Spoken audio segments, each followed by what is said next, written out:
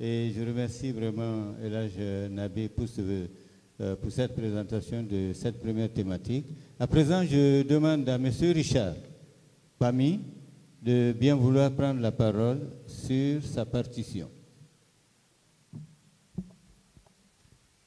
Excellence, Monsieur le Premier ministre, Monsieur les membres du gouvernement, merci Monsieur le modérateur de m'avoir passé la parole.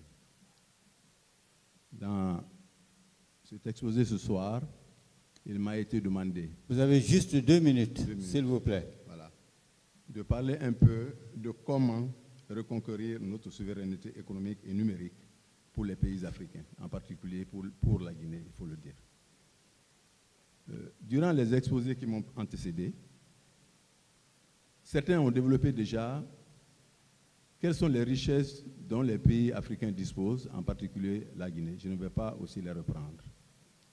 Et qui parle de qualité de vie, c'est l'exploitation de ces minières et de ces ressources naturelles minières, halieutiques et j'en passe, agricoles et autres, pour que les résultats puissent améliorer le cadre de vie des populations.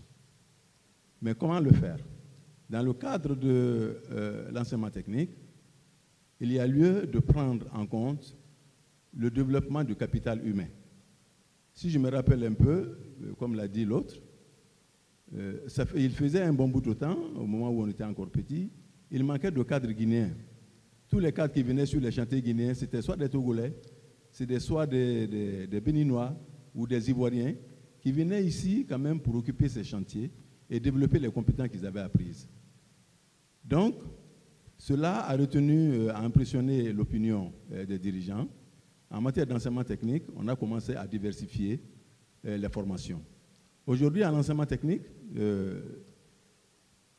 avant, la formation se faisait sous forme de PPO. Mais avec l'aide, disons, de nos partenaires canadiens, français et autres, nous avons passé à une autre vitesse qu'on appelle l'APC, c'est-à-dire que l'approche par compétence, qui fait que, franchement, les candidats qui sortent de cette formation sont des candidats, sont des cadres moyens, des cadres de terrain, qui sont qualifiés et compétents pour aller sur le marché du travail, afin quand même de développer leurs compétences et satisfaire les populations. Donc, en ce sens, aujourd'hui, quand vous regardez le palmarès, par exemple, des rentrées et des sorties de l'enseignement technique, vous verrez que, franchement, il y a un engouement vers l'enseignement professionnel pour pouvoir permettre à chacun de développer non seulement l'économie, mais de s'auto-employer aussi, sans toujours compter sur le gouvernement. Et en ce sens-là, on a la possibilité quand même de reconquérir quand même notre autonomie et notre développement économique en soi. Donc le temps ne permettra pas d'aller aussi loin que ça. Oui, merci M. Richard. Je voudrais demander